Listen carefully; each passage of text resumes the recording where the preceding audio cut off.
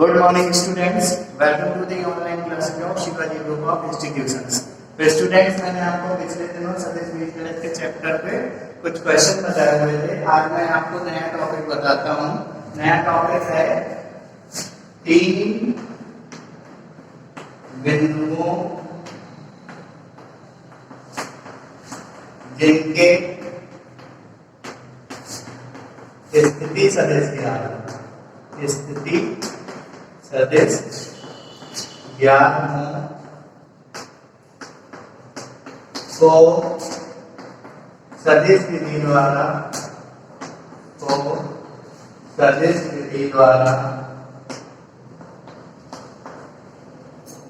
संदेह सिद्ध करना। देखिए स्टूडेंट्स, इस टॉपिक में क्या है, आपको अगर तीन बिंदु दिए हैं जिनके स्थिति सदिश पता है और उनको सदिश विधि से क्या सिद्ध करना हो, संदेह। तीन बिंदुओं को आप संदेह सिद्ध कर चुके हैं। हाई स्कूल में भी तीन बिंदु संदेह कब होते थे? जब उन तीनों बिंदुओं से बनने वाले त्रिभुज का क्षेत्रफल क्या होता था? शून्य होता था, है ना। आप रेखा सरल रेखा में भी आप पढ़ चुके हैं कि तीन बिंदुओं को हम लोग संदेह कैसे दिखाते हैं। तो अगर कभी तीन बिंदु जिनके स्थिति सदिश ज्ञात है उनको अगर सदिश विधि से संदेह दिखाना है तो हमें क्या करना होगा?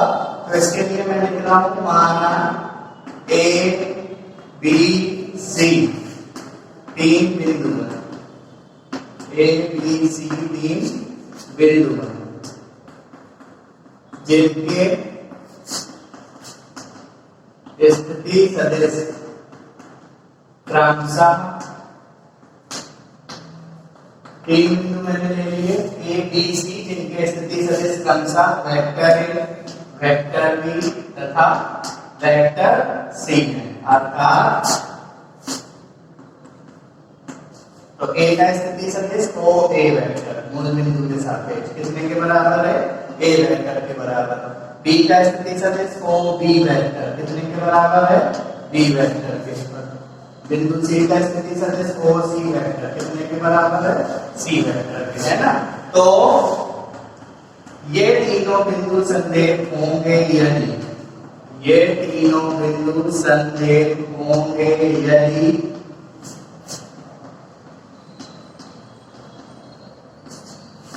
AB वेक्टर बराबर लैम्डा इंटू BC वेक्टर। समझ रहे स्टूडेंट? या BC वेक्टर बराबर लैम्डा इंटू CA वेक्टर या CA वेक्टर बराबर लैम्डा इंटू AB वेक्टर, जहां लैम्डा एक अचर है, जहां लैम्डा एक अचर राशि है और अचर राशि को हम लोग क्या बोलते हैं? अदिश है। तो स्टूडेंट्स, कॉन्सेप्ट क्या है कि अगर कभी तीन बिंदु हमको दिए जिनके स्थिति सदिश पता है ना, और उन तीनों बिंदुओं को संदेह दिखाना है तो क्या करेंगे कि मतलब क्या करेंगे, इन तीनों बिंदुओं को अगर संदेह दिखाना है तो या तो ये कंडीशन फॉलो करेंगे, या तो ये कंडीशन, या तो ये कंडीशन। अगर तीन में से एक कंडीशन कोई भी आप लगाएं और वो फॉलो हो जाए, मतलब AB वेक्टर बराबर क्या? Lambda into BC vector. देखिए, अगर तीन बिंदु दिए हैं A, B और C, तो आप क्या करिए, पहले AB का स्थिति सदिश निकालिए AB वेक्टर, फिर BC का स्थिति सदिश निकालिए BC वेक्टर, और फिर CA का स्थिति सदिश निकालिए CA वेक्टर।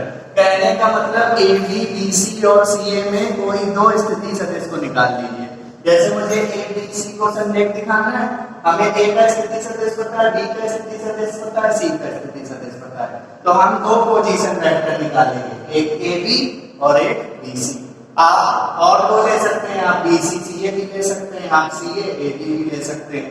तो मैं क्या करूंगा, अगर कभी तीन बिंदुओं को संदेह दिखाना है, जैसे ABC को संदेह दिखाना है, तो पहले मैं AB का स्थिति सदिश निकालूंगा, फिर BC का स्थिति सदिश निकालूंगा, और AB और BC के स्थिति सदिश निकालूंगा तो कुछ ऐसी कंडीशन प्राप्त होगी कि AB वेक्टर बराबर क्या दिखेगा? Lambda into BC vector. वो ऑटोमेटिक दिखेगा, अभी मैं सवाल करके दिखाऊंगा।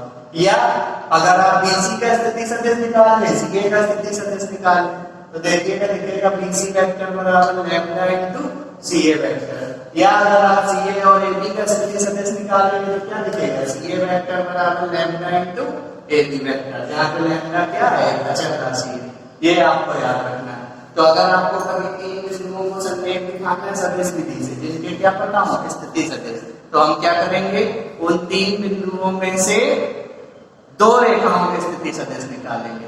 तीन बिंदु ABC है तो ABC से कितनी रेखाएं बन सकती हैं AB, एक BC और एक CA। तीन रेखाओं में से दो रेखाओं की स्थिति सदिश निकालेंगे और उन दोनों रेखाओं की स्थिति सदिश को कुछ ऐसे जब हम निकालेंगे तो कुछ ऐसा दिखेगा कि AB वेक्टर बराबर क्या दिखेगा लैम्डा इनटू BC वेक्टर। कुछ इस टाइप की रिलेशन आपको दिखेगी। अगर इस टाइप की रिलेशन दिख जाए तो समझ जाइएगा तीनों बिंदु क्या है संदेह है स्टूडेंट्स। तो इसके मैं आपसे क्वेश्चन बताता हूँ अभी। सो स्टूडेंट्स अब मैंने सवाल लिए हुए संदेह विधि पर ही आधारित लिए हुए दो सवाल लिए हुए हैं, इसी तरीके के सवाल पूछे जाते हैं। देखिए क्या कह रहा है सदिश विधि द्वारा सिद्ध कीजिए कि तीन बिंदु दिए, तीनों बिंदुओं के क्या पता है निर्देशांक। देखिए तीनों बिंदुओं के निर्देशांक पता है A के, B के और C के। और देखिए A बिंदु भी त्रिविमीय तल में है, B बिंदु भी त्रिविमीय तल में है, C बिंदु भी त्रिविमीय तल में है। तो क्या याद है, याद है A के निर्देशांक, A के निर्देशांक है स्टूडेंट्स 6, -7, -1। B के निर्देशांक क्या है, B के निर्देशांक है 2, -3 और 1। C के निर्देशांक क्या है, C के निर्देशांक है 4, -5, 0। तो बताइए मुझे ABC के निर्देशांक पता है तो A का स्थिति सदिश क्या होगा, ये मैं आपको पढ़ा चुका हूँ। अगर त्रिविमीय तल में कोई बिंदु स्थित है जिसके निर्देशांक पता है तो उसका स्थिति सदिश कैसे बनेगा, A का स्थिति सदिश कैसे बनेगा OA वेक्टर, ये आपको पता है कैसे बनेगा। 6i कैप x के निर्देशांक में i कैप का गुणा, y के निर्देशांक में j कैप का गुणा, -7j कैप और माइनस का k कैप। तो ये हो गया एक निर्देशांक। अब B का स्थिति सदिश निकालिए तो B का स्थिति सदिश, B का स्थिति सदिश यानी OB वेक्टर, OB वेक्टर बराबर क्या आएगा 2i कैप -3j कैप और प्लस का k कैप। C का स्थिति सदिश, C का स्थिति सदिश CA vector, sorry OC vector, OC vector बराबर क्या है 4i cap -5j cap plus 0k cap. क्या सिद्ध करना है, हमको ये सिद्ध करना है कि तीनों बिंदु क्या है संदेह। तो सिद्ध करना है A, B तथा C क्या है संदेह है। तो बताइए अगर तीन बिंदुओं को संदेह सिद्ध करना हो जिनके हमें क्या पता हो स्थिति सदिश, तो मैंने आपको क्या कहा था तीन बिंदुओं से मिलकर तीन रेखाएं बनेगी। कैसे, ABC है तो एक रेखा AB बनेगी, एक रेखा BC बनेगी, एक रेखा CA बनेगी। इन तीन रेखाओं में से हम दो रेखाओं के स्थिति सदिश निकालेंगे। तो बताइए मैं AB निकालूं, AB वेक्टर निकालूं तो फिर क्या निकालूं BC वेक्टर। तो सबसे पहले आप ये निकालिए AB वेक्टर, AB वेक्टर को हम क्या लिखेंगे OB vector minus OA vector.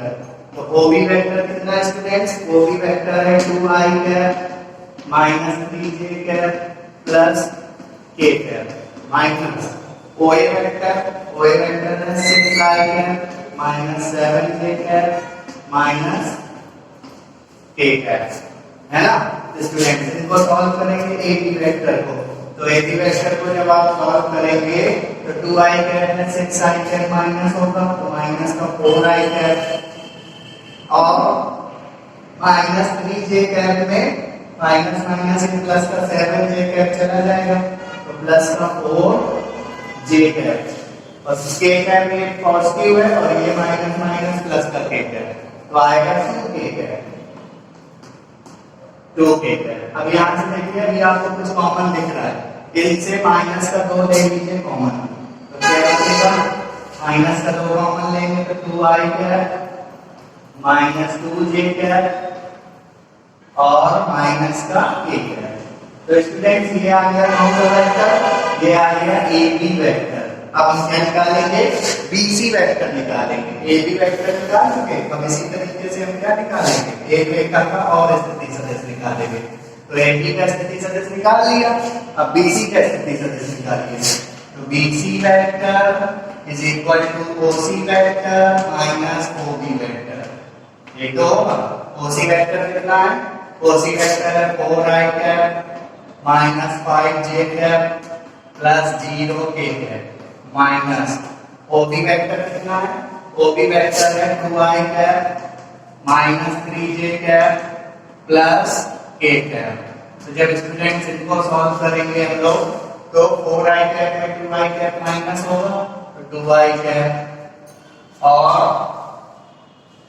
Minus 5j cap में प्लस का 3j कैप चला जाएगा तो माइनस का 2j कैप और ये 0k कैप है और ये माइनस प्लस माइनस का k कैप बचेगा। देखिए ये आ गया हमारा BC वेक्टर समीकरण 2। ठीक, आप देखिए जरा ध्यान से, इसको मैं साफ किए दे रहा हूं। समीकरण 1 और 2 से आपको एक रिलेशन दिखेगी। क्या रिलेशन दिखेगी,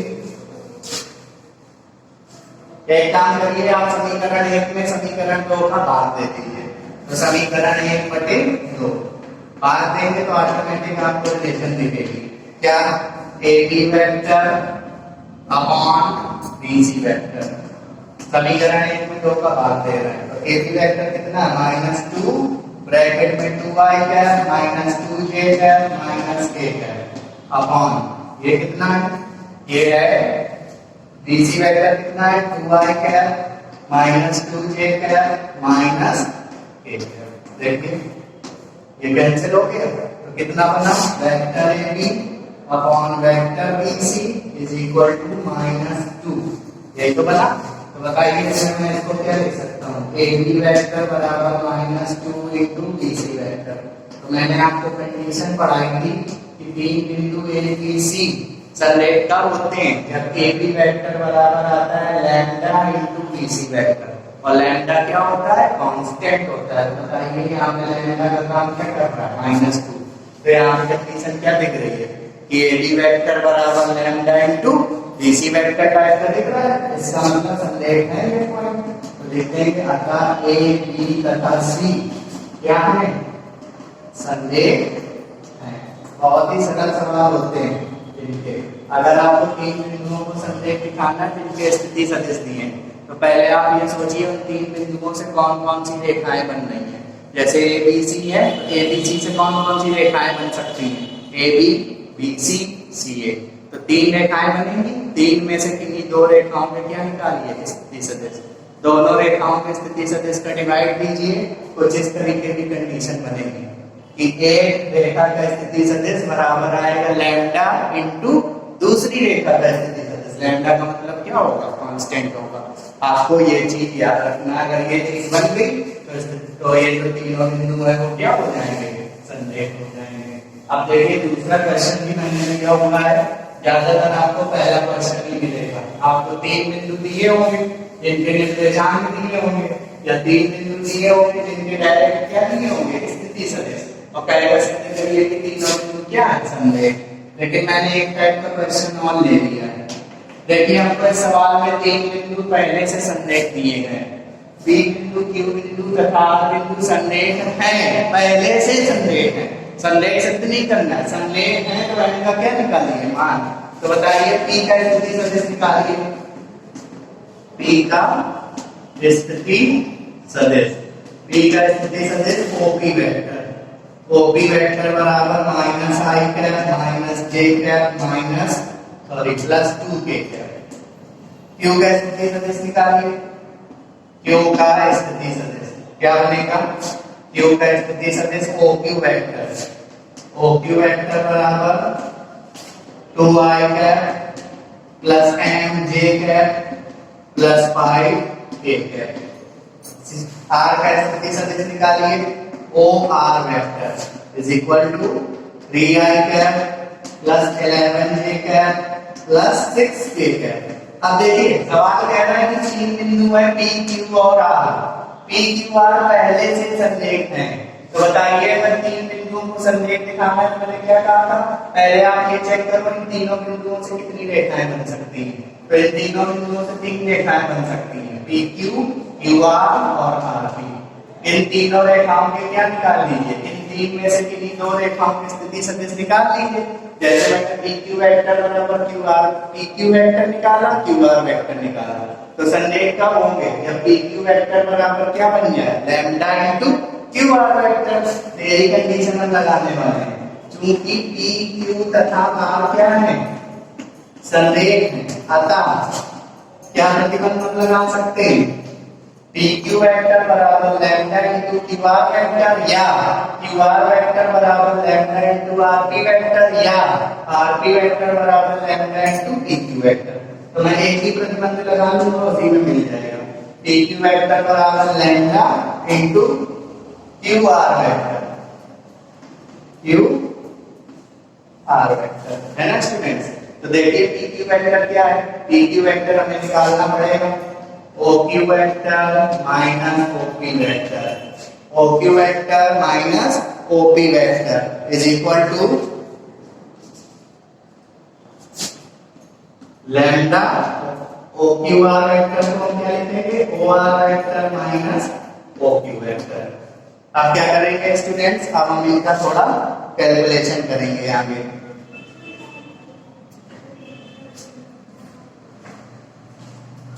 तो इसको थोड़ा हम सॉल्व करते हैं। और तो देखिए OQ वेक्टर की वैल्यू रखिए, OQ वेक्टर क्या है, 2i cap plus m into j cap और plus 5k cap minus OP vector कितना है, minus i cap minus j cap plus 2k cap is equal to lambda into OR vector, OR vector कितना है 3i cap plus 11j cap plus 6k cap minus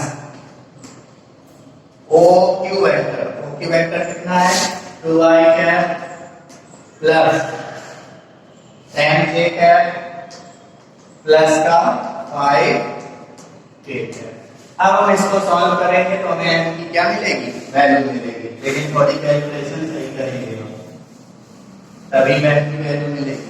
तो देखिए यहाँ पे मैं इनको घटाता हूँ, तो 2i कैप में ये एक i कैप जुड़ जाएगा, 3i कैप, और यहाँ पे देखिए ये mj कैप है और ये माइनस माइनस प्लस का j कैप, तो mj cap plus j cap दोनों प्लस के हैं, तो प्लस का j कैप कॉमन मिलेगा, तो बचेगा m plus 1 into j cap है स्टूडेंट्स। अगला 5k कैप में ये 2k कैप माइनस हो जाएगा, तो माइनस का 3k कैप। इधर देखिए लैम्डा ब्रैकेट में 3i कैप में 2i कैप माइनस हो जाएगा, तो i कैप 11j कैप में mj कैप माइनस होगा, तो j कैप कॉमन लीजिएगा, तो 11 minus m into j cap, और 6k कैप में 5k कैप माइनस होगा तो a कैप। अब हम क्या करेंगे, लैम्डा का भी अंदर गुणा करेंगे, तो 3i cap plus m plus 1 into j cap minus 3k cap. Lambda गुणा करिए तो लैम्डा i कैप प्लस यहाँ पे लैम्डा गुणा करिए 11 lambda minus m lambda into j cap और plus lambda into k cap.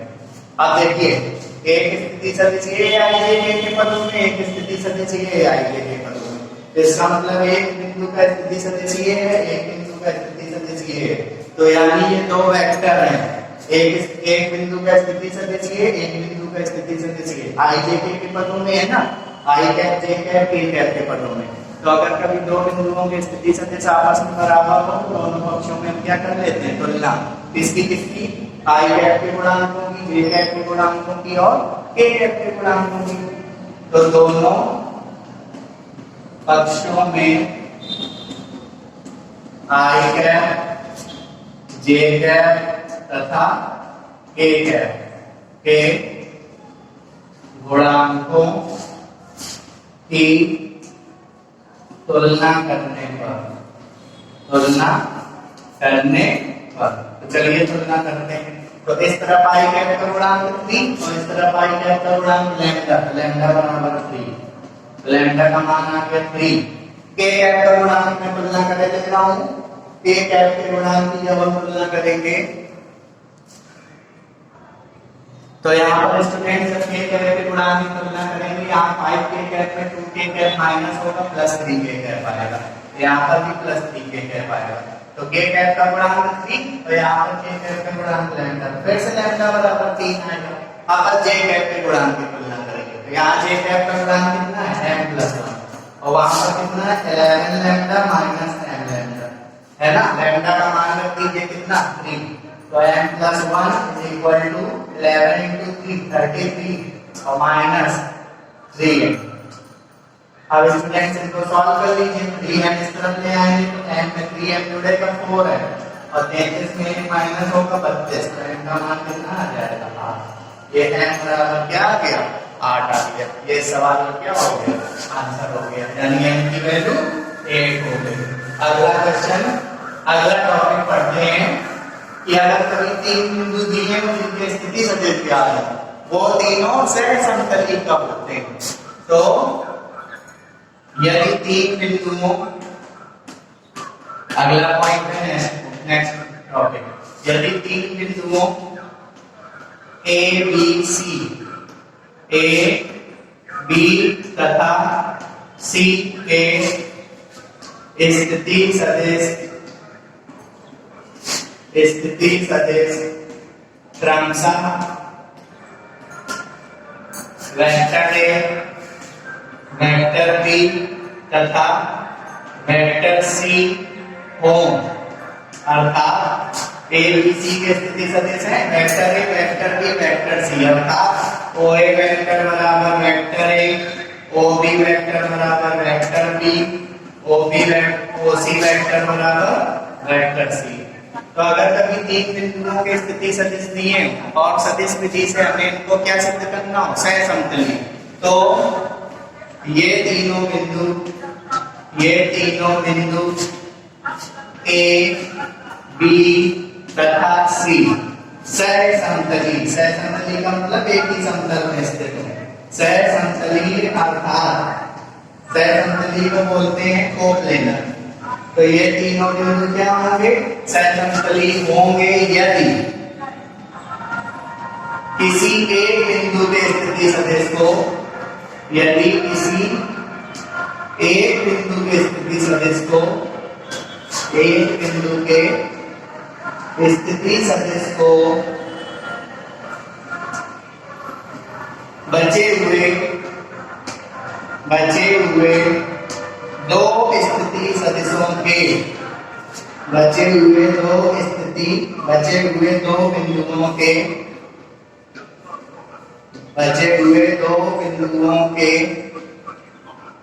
स्थिति सदिशों के रैखिक संयोजन का मतलब लीनियर कॉम्बिनेशन के रूप में व्यक्त कर सके, के रूप में व्यक्त कर सके, अर्थात ओ ए वेक्टर बराबर x into O B vector plus y into O C vector, जहां x तथा y क्या है नियतांक है, जहां x तथा y कांस्टेंट है या अचर है, अचर अथवा आदेश है।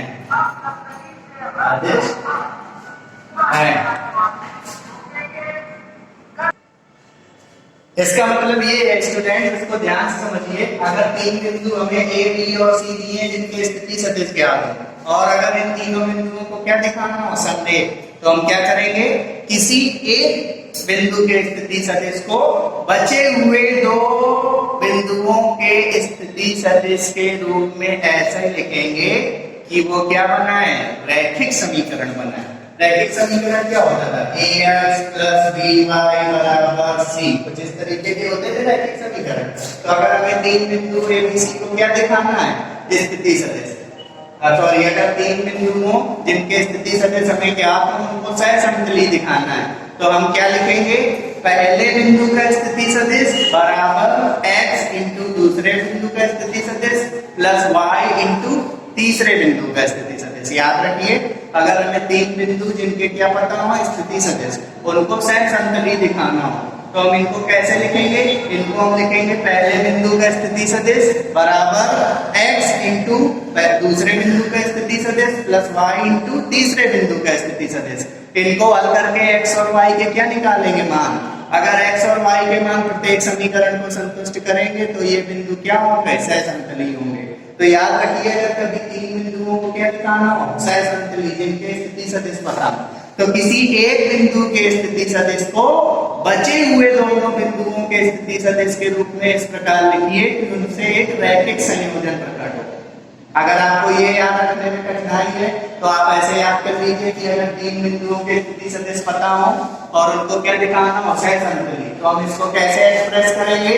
पहले बिंदु का स्थिति सदिश बराबर x इंटू दूसरे बिंदु का स्थिति सदिश। देखिए, पहले बिंदु का स्थिति सदिश क्या था? OA vector. तो OA बराबर OA वेक्टर बराबर x इंटू दूसरे बिंदु का स्थिति सदिश यानी OB vector plus y into तीसरे बिंदु का स्थिति सदिश OC वेक्टर। यहाँ पे x और y क्या होंगे? अचल राशियां, जिन्हें हम अदिश बोलते हैं। इस इक्वेशन को सॉल्व करेंगे तो हमें x और y के पदों में कुछ समीकरण प्राप्त होंगे। उन समीकरणों को प्राप्त करके x और y के मान निकालेंगे। अगर x और y के मान प्रत्येक समीकरण को संतुष्ट करते हैं तो ये तीनों बिंदु क्या होंगे? सहसंतली होंगे। इसके लिए मैं आपको अभी कुछ उदाहरण बताऊंगा, उससे आपको समझ में आएगा स्टूडेंट्स। स्टूडेंट्स, अब मैंने सहसंतली सदिशों पर आधारित ही कुछ उदाहरण दिए हुए हैं, जैसे कि बोर्ड पेपर में पूछे जाते हैं। दूसरे तरीके का सवाल ज्यादा पूछा जाएगा। क्या कह रहा है? सिद्ध कीजिए कि सदिश a vector minus 2b vector plus 3c vector. तो तीन बिंदु है, तीनों बिंदुओं के स्थिति सदिश पता है। पहले बिंदु का स्थिति सदिश ये, दूसरे बिंदु का स्थिति सदिश ये, तीसरे बिंदु का स्थिति सदिश ये। अब आप ध्यान दीजिए, इसमें स्थिति सदिश आई के पदों में नहीं है, उससे मतलब नहीं है, लेकिन ये सदिश तो है ना। देखिए, a वेक्टर की सदिश है, b वेक्टर की सदिश है, c वेक्टर की सदिश है, तो सदिशों को जोड़े चाहे घटाएं एक नया सदिश प्राप्त होता है। तो मैं मान लूंगा पहला सवाल, माना a का स्थिति सदिश, a का स्थिति सदिश OA वेक्टर, OA वेक्टर बराबर क्या? a vector minus 2b vector plus 3c vector. b का स्थिति सदिश, b का स्थिति सदिश OB वेक्टर, OB वेक्टर बराबर a vector minus 3b vector plus 5c vector तथा c का स्थिति सदिश, तीसरे को c वेक्टर OC वेक्टर लिए ले रहे हैं, minus 2a vector plus 3b vector minus 4c vector.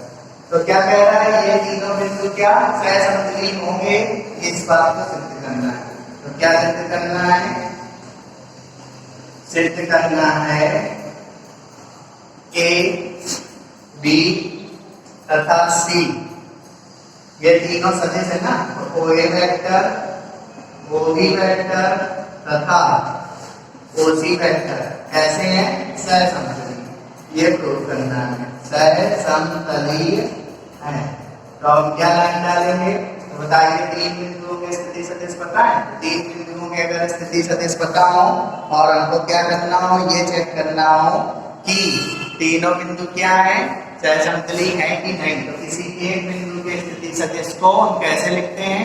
पहले बिंदु का स्थिति सदिश बराबर x इंटू दूसरे बिंदु का स्थिति सदिश प्लस y इंटू तीसरे बिंदु का स्थिति सदिश। तो जैसे ही तो लिखते हैं स्टूडेंट्स, तो क्या लिखेंगे? OA वेक्टर, OB वेक्टर तथा OC वेक्टर सहसंतली होंगे यदि,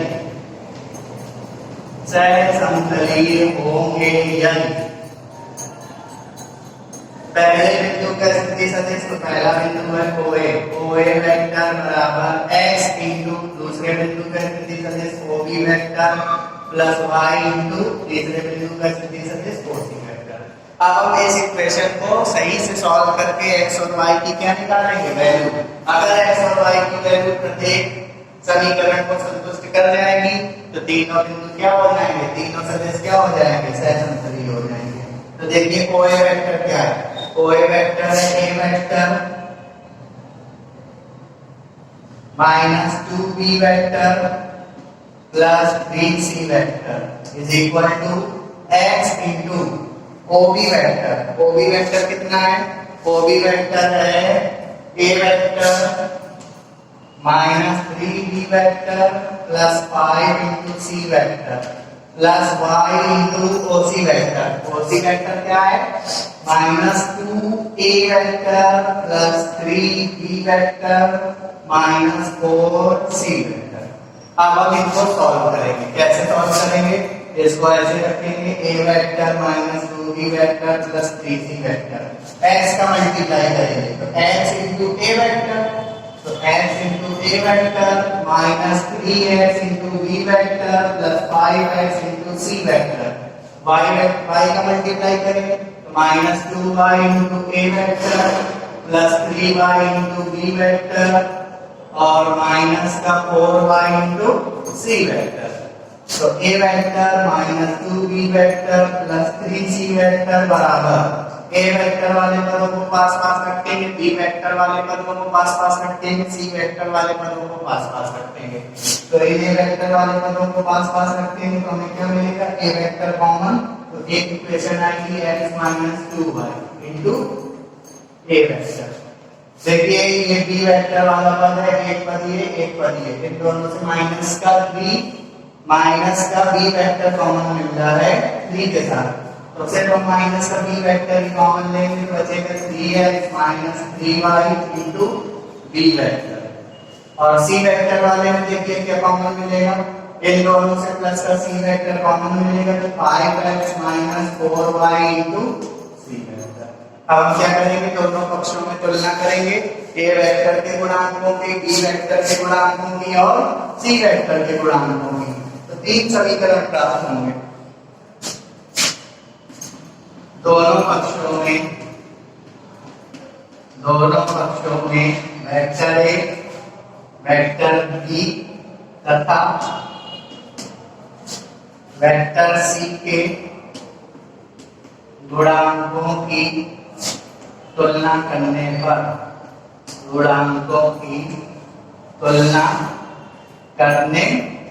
चलिए तुलना करते हैं। तो बताइए A वेक्टर के गुणांक यहाँ 1 है और यहाँ पे है x माइनस 2y, तो पहला समीकरण तैयार होगा x माइनस 2y बराबर 1।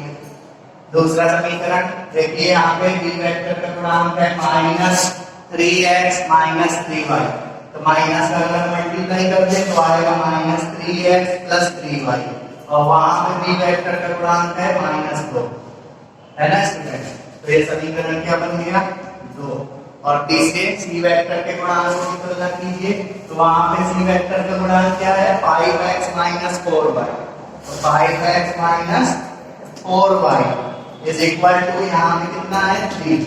अब हम क्या करेंगे, देखिए x y z के पदों में तीन समीकरण प्राप्त हुए, इन तीनों समीकरण में से किन्हीं दो को सॉल्व कर लेंगे तो x और y की क्या मिलेगी वैल्यू, वो x और y की वैल्यू तीसरे इक्वेशन में उठा के रखेंगे, अगर संतुष्ट करेगी तो फिर ये तीनों बिंदु सहसंबंधी होंगे वरना नहीं होंगे। तो देखिए मैं समीकरण 1 को 2 को हल किए दे रहा हूँ, तो समीकरण 1 में 2 का गुणा, समीकरण 1 में 3 का गुणा, 3 का गुणा करने पर तो 3 का गुणा करिए 3x minus 6y is equal to 3, equation number 4। ये समीकरण 1 का ही रूप है समीकरण 4, तो इसके नीचे रख के दे रहे हैं समीकरण 2 को, तो minus 3x plus 3y is equal to minus 2, ये समीकरण 2 है। अब क्या करेंगे, दोनों को जोड़ देंगे, तो जोड़ देंगे तो x का पद क्या हो जाएगा, कैंसिल हो जाएगा, तो जोड़िए तो माइनस 6y और प्लस का 3y जोड़ेगा तो माइनस 3y आएगा, और 3 में ये 2 जोड़ेगा नहीं घट जाएगा माइनस का, तो माइनस का कितना आएगा एक, सॉरी प्लस का एक आएगा, y की वैल्यू आएगी माइनस की 1/3। तो y का मान स्टूडेंट्स कितना निकला? -1/3। y का मान समीकरण 1 में रख दीजिए, क्योंकि 1 और 2 को ही हल करना है समीकरण 1 में। तो y का मान समीकरण 1 में रखेंगे कितना? -1/3। तो यहाँ पे हो जाएगा प्लस का 2/3 इज इक्वल टू 1। तो x की वैल्यू कितनी आएगी? 1/3। तो x का मान 1/3, y का मान -1/3। ये समीकरण 1 और 2 का क्या हो गया? प्रतिच्छेदन बिंदु। x और y का मान हम बचे हुए समीकरण में रख दीजिए, अगर संतुष्ट करेगा तो हो जाएगा तीनों बिंदु सहसंतुलित, नहीं तो नहीं होंगे। तो x तथा y के मान समीकरण 3 में रखने पर, समीकरण 3 में रखने पर रखिएगा 5x - 4y = 3 है। तो 5x, x की वैल्यू 1/3, तो कितना आएगा? 5/3। और y की वैल्यू कितनी? y की वैल्यू -1/3। तो y की वैल्यू जब -1/3 रखेंगे तो 4/3 = 3। तो 5/3 में 4/3 जोड़िए, 9/3 दैट इज 3।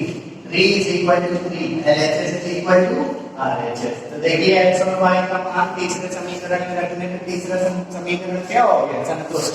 तो आप एक लाइन लिखेंगे, क्योंकि x तथा y का मान रखने पे तृतीय समीकरण संतुष्ट होता है, अतः ये तीनों बिंदु क्या है? ये तीनों सदिश क्या है?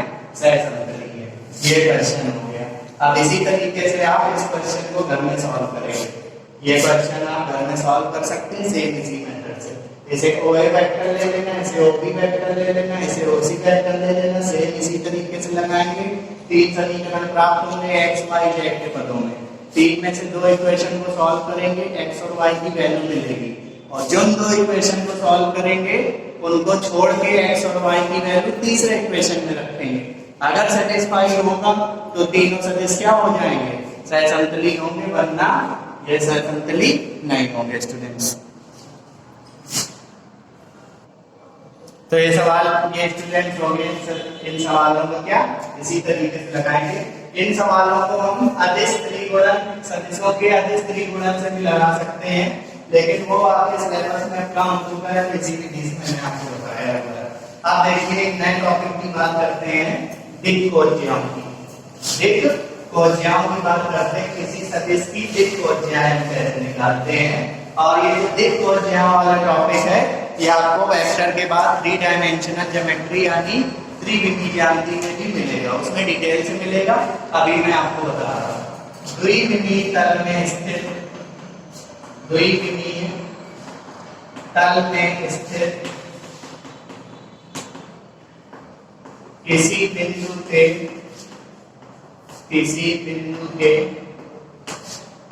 स्थिति सदिश की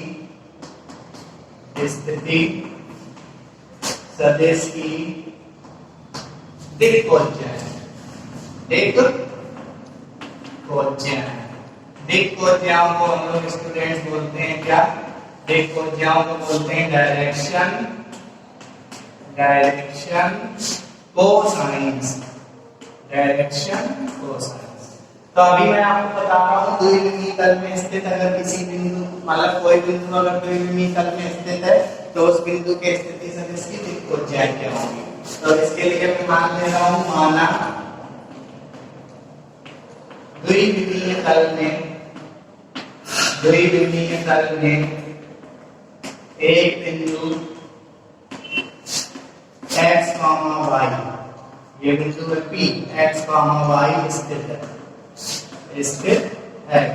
तो इस बिंदु P का स्थिति सदिश, इस बिंदु P का स्थिति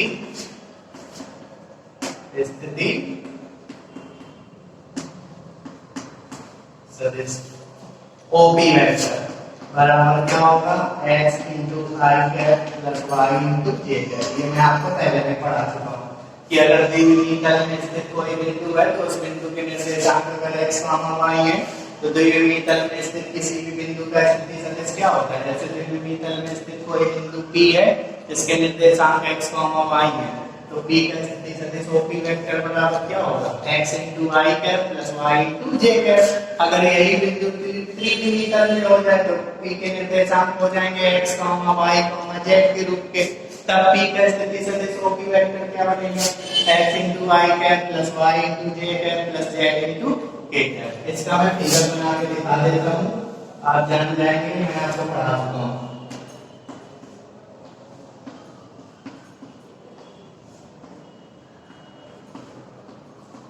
ये बिंदु P है जिसके निर्देशांक x, y है। ये बिंदु P है जिसके निर्देशांक x, y है। तो कैसे?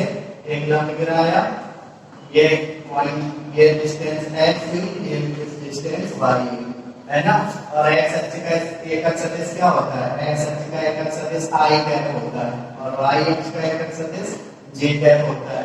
z अक्ष का एकक सदिश k कैप होता है। तो बताइए, अगर मैं इस बिंदु P के स्थिति सदिश निकालूं यानी OP वेक्टर, तो OP वेक्टर बराबर क्या होता है? x into y cap plus y into j cap. यही तो निकलता था, ये मैं आपको पहले भी पढ़ा चुका हूँ। तो अब आप ध्यान दीजिए इसमें,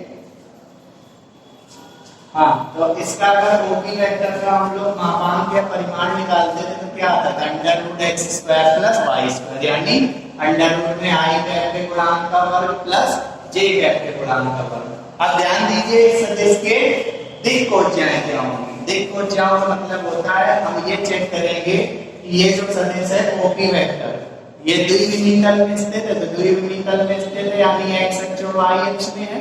तो बताइए ये OP वेक्टर x अक्ष और y अक्ष के साथ कितना कोण बना रहा है? तो मान लीजिए ये OP वेक्टर x अक्ष के साथ अल्फा कोण बना रहा है और y अक्ष के साथ बीटा कोण बना रहा है ना। तो लिखेंगे माना इस सदिश OP वेक्टर का x अक्ष के साथ झुकाव, x अक्ष के साथ झुकाव अल्फा तथा y अक्ष के साथ झुकाव, y अक्ष के साथ झुकाव बीटा है। तो देखिए इसमें लिखा क्या है? दिक् कोज्याएं। दिक् का मतलब डायरेक्शन यानी दिशा और कोज्याओं का मतलब कोसाइन। कोसाइन को हम लोग कॉस बोलते हैं। तो आप सीधा सा कॉन्सेप्ट ये है, कोई भी सदिश अगर द्विविमीतल में स्थित है तो उस सदिश का x अक्ष के साथ जो झुकाव होता है, जैसे सदिश का x अक्ष के साथ झुकाव अल्फा है, तो इस अल्फा के हम कोसाइन की वैल्यू निकालेंगे। मतलब इस अल्फा के लिए हम कॉस की क्या निकालेंगे? वैल्यू। तो इस अल्फा के लिए जब हम कॉस की वैल्यू निकालेंगे तो जो कॉस अल्फा होगा वो इस सदिश का क्या होगा? दिक् कोज्या होगी। किस अक्ष के लिए? x अक्ष के लिए। और इस सदिश का y अक्ष के साथ झुकाव कितना? बीटा। तो इस बीटा का जो कॉस होगा वो दूसरी दिक् कोज्या होगी इस सदिश की, लेकिन किसके लिए? y अक्ष के लिए। तो कॉन्सेप्ट ये है कि अगर कोई बिंदु द्विविमीतल में है तो वो बिंदु x अक्ष के साथ जो कोण बनाएगा उस कोण की कोज्या को यानी कॉस को पहली दिक् कोज्या, उस सदिश की x अक्ष के साथ दिक् कोज्या तथा जितना कोण y अक्ष के साथ बन रहा है उस कोण की कोज्या वो उस सदिश की दूसरी दिक् कोज्या होती है ना स्टूडेंट्स। एक बार फिर रिपीट करते हैं, यदि कोई बिंदु द्विविमीतल में स्थित है तो वो बिंदु x अक्ष तथा y अक्ष के साथ जितना झुकाव बनाएगा या जितना कोण बनाएगा उन कोणों की जो दिक्, उन कोणों की जो कॉस होगा, कॉस का मतलब उस कोण का हम कॉस निकालेंगे, वो उस कॉस की जो वैल्यू होगी वो सदिश की क्या कहलाती है? दिक् कोज्या। तो अगर कोई बिंदु त्रिविमीतल में स्थित है तो वो बिंदु x अक्ष, y अक्ष और z अक्ष के साथ जो कोण बनाएगा उन कोणों के हम कॉस का मान निकालेंगे। अगर उन कोणों के कॉस का जो मान होगा वही उस सदिश की क्या होंगी? दिक् कोज्याएं होंगी। तो हमें क्या करना है? तो देखिए ये OP वेक्टर क्या है? x अक्ष के साथ अल्फा कोण बना रहा है, y अक्ष के साथ बीटा कोण बना रहा है। तो इस अल्फा के लिए कॉस की वैल्यू निकालेंगे और इस बीटा के लिए कॉस की वैल्यू निकालेंगे, यानी कॉस अल्फा और कॉस बीटा की जो वैल्यू होगी वो इस सदिश OP वेक्टर की क्या होगी? दिक् कोज्याएं त्रिविमीतल में। तो कुल मिला के हमको करना क्या है? हमें कॉस अल्फा की वैल्यू निकालनी है, साइन और कॉस बीटा की वैल्यू निकालनी है। इसके लिए मैंने एक काम किया, P से एक लंब डाला y अक्ष पे, ये क्यूब पॉइंट पर।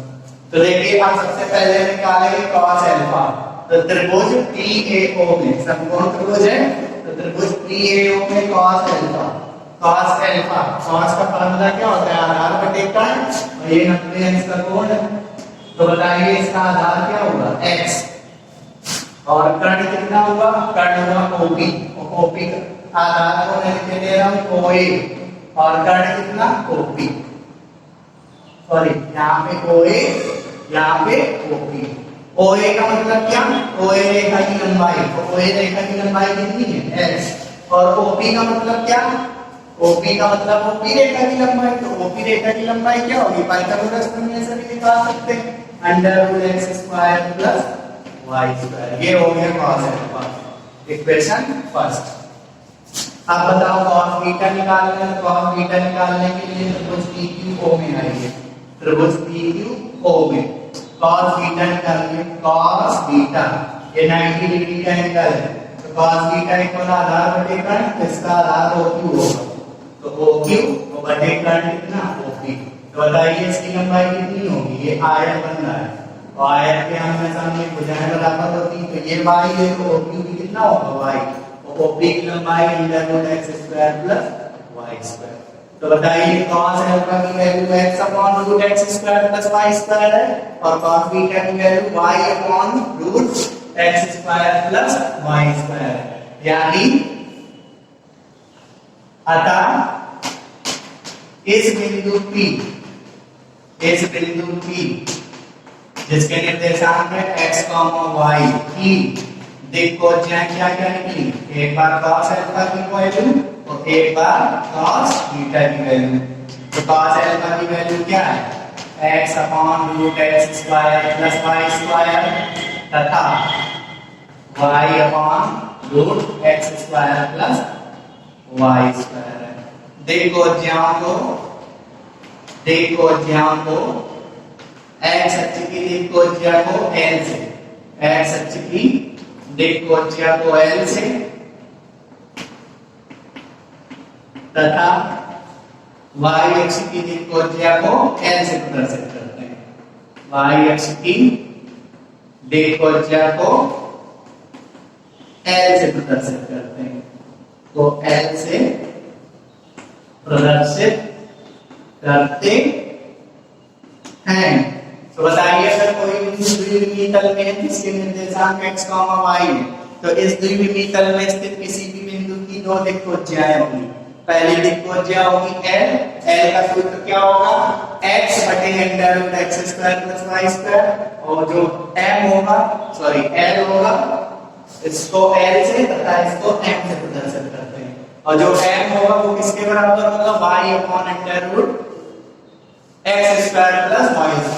और L को हम क्या बोलते हैं? तो L होता है वो cos अल्फा के बराबर होता है, जो m होता है वो cos बीटा के बराबर होता है। तो L को हम किससे प्रदर्शित करते हैं? x/√x² प्लस y², और y और m को किससे प्रदर्शित करते हैं? y/√x² plus y²। यहाँ पे अल्फा और बीटा क्या होते हैं? अल्फा और बीटा होते हैं सदिश का x अक्ष और y अक्ष के साथ जो झुकाव होता है वो होता है अल्फा और बीटा। तो अगर कोई बिंदु मान लीजिए दो द्विविमीय तल में दिया है, दो द्विविमीय तल में किसी बिंदु का स्थिति सदिश दिया है 2y - 3j, तो देखिए ये द्विविमीय तल में है, तो इसकी दिक् कोज्या क्या होगी? ये x है, ये y है। देखिए द्विविमीय तल में स्थित किसी बिंदु के निर्देशांक 2, -3 दिए, तो उसका क्या होगा डायरेक्शन? उसका जो स्थिति सदिश होगा, यदि नॉट है, यदि द्विविमीय तल में किसी बिंदु का स्थिति सदिश, किसी बिंदु का स्थिति सदिश किस रूप का हो? xi प्लस yj हो, तो उसकी दिक् कोज्याएं क्या होंगी? एक होगी x/√x² प्लस y², और दूसरी होगी y/√x² प्लस y²।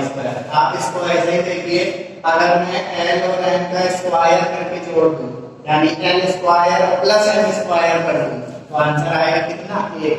तो द्विविमीय तल में किसी बिंदु की दिक्कोज्याओं में क्या संबंध होता है? त्रिविमीय तल में स्थित किसी बिंदु की दिक्कोज्या क्या होती है? एल ओ एम, यानी एल का वर्ग करूं और प्लस एम का वर्ग करूं तो हमें रिजल्ट कितने के बराबर मिलेगा? 1 के बराबर मिलेगा। आप ये समझ सकते हैं। इसी प्रकार मैं त्रिविमीय तल में बता रहा हूं आपको, मेन होता है त्रिविमीय तल में। तो अब मैं सीधे आपको बता दे रहा हूं, त्रिविमीय तल से आप समझ गए होंगे। अब त्रिविमीय तल की बात करते हैं। यदि कोई बिंदु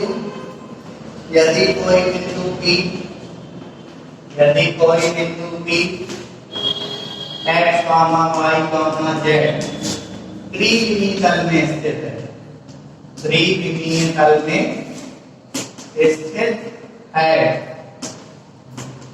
जो कि जिसका स्थिति सदिश, तो इस बिंदु P का स्थिति सदिश क्या होगा? जिसका स्थिति सदिश OP वेक्टर x अक्ष, y अक्ष, आपके पास z अक्ष भी आएगा, तथा z अक्ष से क्रमशः कौन कौन से कोण बनाता है? अल्फा, बीटा तथा गामा कोण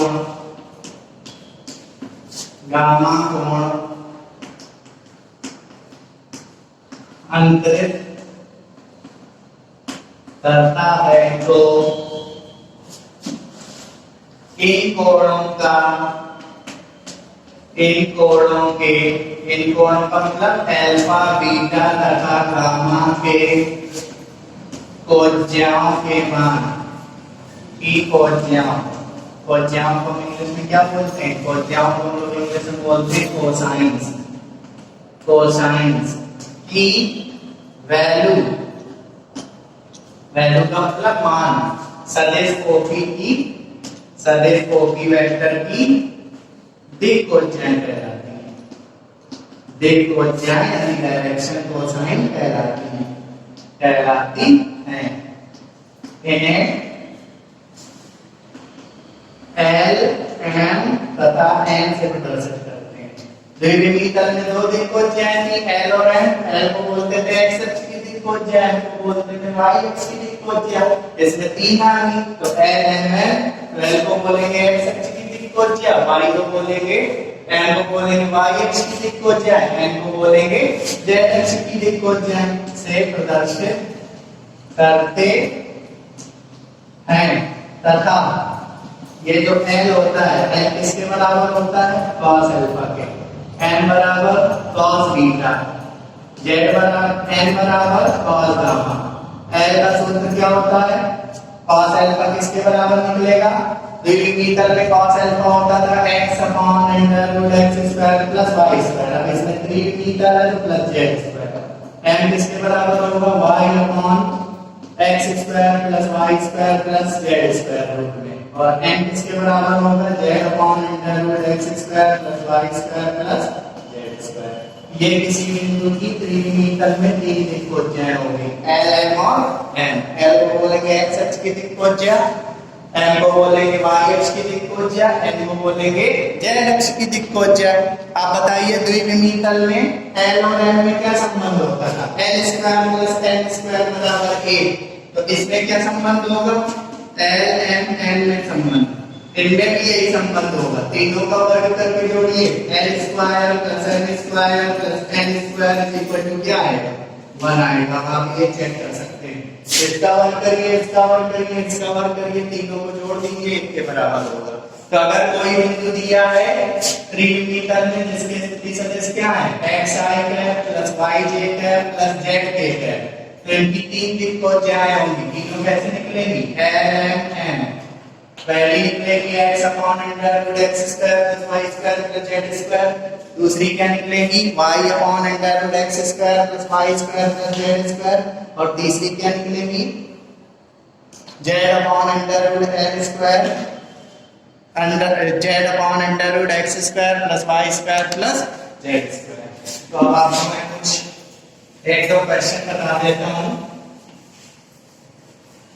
जिससे आपको समझ में आएगा करते कैसे, और इनको हम डिटेल से पढ़ाएंगे आपको त्रिविमीय ज्यामिति में। एक बार फिर दिक्कोज्याएं आएंगी। जैसे एक सिंपल सवाल पूछ देगा, सदिश 3i cap minus 7j cap plus 6k cap की दिक् को ज्ञान निकालिए, की दिक् को ज्ञान ज्ञात कीजिए, दिक् को ज्ञान ज्ञात कीजिए। तो एक सदिश आपको दिया है, इसकी यहाँ से क्या पूछेगा, दिक् को ज्ञान पूछेगा। तो देखिए ये सदिश है जो i कैप j कैप और k कैप के पदों में है, आपसे पूछ रहा है क्या कि ये निकालिए इस सदिश की दिक् को ज्ञान निकालिए। तो लिख लीजिए माना OA वेक्टर बराबर 3i cap minus 7j cap plus 6k cap, है ना। इसकी हम तुलना किससे करेंगे, इसकी जब आप तुलना करेंगे तो देखिए x की वैल्यू कितनी आएगी 3, y की वैल्यू -7, k की वैल्यू z, मतलब i कैप के गुणांक को x, j कैप के गुणांक को y, k कैप के गुणांक को z। तो यहाँ x बराबर 3, y बराबर -7, z बराबर 6। तो दिक् को ज्ञान क्या होंगी, पहली दिक् को ज्ञान L बराबर क्या सूत्र, x upon under root x square plus y square plus z square. दूसरी n बराबर x upon under root x square plus y square plus z square. तीसरी n बराबर y upon z upon under root x square plus y square plus z square. तो चलिए मान रखते हैं x का मान कितना है 3, तो 3 upon under root x square, 3 का वर्ग 9 प्लस y स्क्वायर, y की जगह -7 का वर्ग 49 और प्लस z की जगह 6 का वर्ग 36। तो कितना आएगा 3 बटे 49 58 58 64 30 94 94। यहाँ पर y की वैल्यू कितनी है, y की वैल्यू -7 और रूट में सेम वही रहेगा क्योंकि x square plus y square plus z square है। तो इसका आंसर आएगा -7 बटे रूट 94।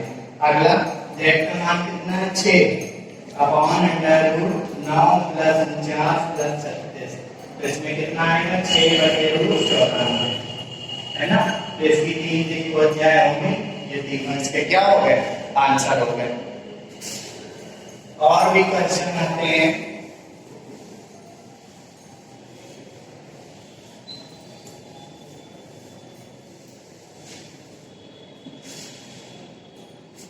दूसरा सवाल है, एक सदिश OP वेक्टर, एक सदिश OP वेक्टर OX तथा OY के साथ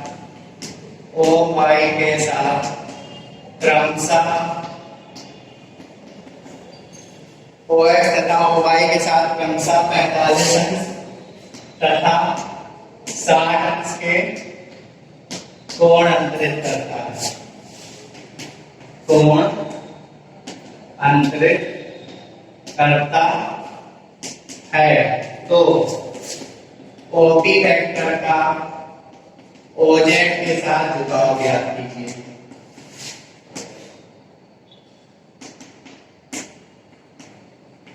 झुकाव ज्ञात कीजिए। तो देखिए क्या कह रहा है, एक सदिश है OP वेक्टर, वो OX का मतलब x अक्ष की धन दिशा, OY का मतलब y अक्ष की धन दिशा। तो OP वेक्टर का OX के साथ कोण कितना है, OP वेक्टर का OX के साथ कोण है 45 अंश। तो किसी की सदिश का x अक्ष के साथ जो झुकाव होता है वो अल्फा कोण देता है, तो अल्फा कितना है 45 अंश। OB वेक्टर का y अक्ष के साथ झुकाव OY वेक्टर कितना बीटा 60 अंश, और OP वेक्टर का z अक्ष के साथ झुकाव OZ के साथ झुकाव गामा इज इक्वल ये क्या करना है, ये तो क्या करना है। तो बताइए B0Z हम क्या जानते हैं, हम जानते हैं LMN में संबंध, LMN में क्या संबंध होता है L square plus M square plus N square is equal to 1। तभी आप गामा निकाल पाएंगे, नहीं तो नहीं निकाल पाएंगे। L की जगह क्या, L की वैल्यू cos अल्फा होती है, N की वैल्यू cos बीटा होती है, N की वैल्यू क्या होती है cos गामा होती है। Is equal to 1। cos alpha की वैल्यू कितनी 45, तो cos 45 अंश का स्क्वायर cos 45 अंश यानी cos स्क्वायर 45 अंश plus cos square log beta की जगह 60 अंश plus cos square gamma is equal to 1। Gamma निकालना है तो cos 45 अंश का मान कितना 1/2 1/2 का स्क्वायर 1/2 प्लस cos 60 अंश यानी 1/2 1/2 का वर्ग 1/4 plus cos square gamma is equal to 1। 1/2 में 1/4 जोड़ दीजिएगा तो आपको 3/4 मिलेगा।